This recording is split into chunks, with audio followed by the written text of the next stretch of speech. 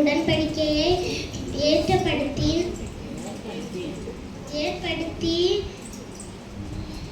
என்னை மிகவும் திரளாய் பெருக பண்ணுவேன் என்றார்.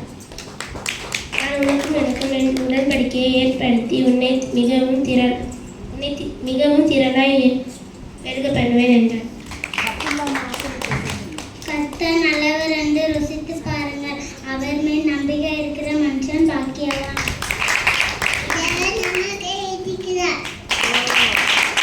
கர்த்தரை மேய்ப்பராக இருக்கிறார், நான் தாழ்ச்சி அடையேன். அவர் என்னை புல்லுள்ள இடங்களில் மேய்த்து அமர்ந்த தண்ணீருள்ள அண்டையில் என்னை கொண்டு போய் விடுகிறார்.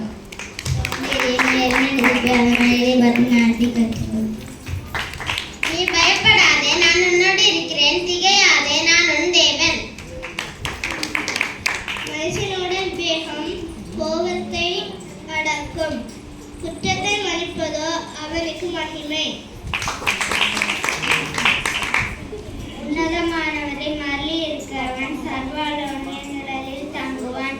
நான் கர்த்தரை நோக்கி, நீரன் அடைக்கலன், என் கோட்டை, என் தேவன், நான் நம்பியிருக்கிறவர் என்று சொல்லுவேன். அவர் உன்னை வேடனிய கண்ணிக்க பாழாக்கும் கொள்ளை நோய்க்கும் தப்பிப்பார்.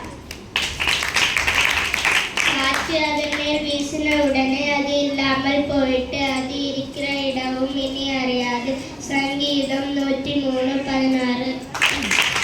ஆவியின் கனியோ அன்பு, சந்தோஷம், சமாதானம், நீடிய பொறுமை, தயவு,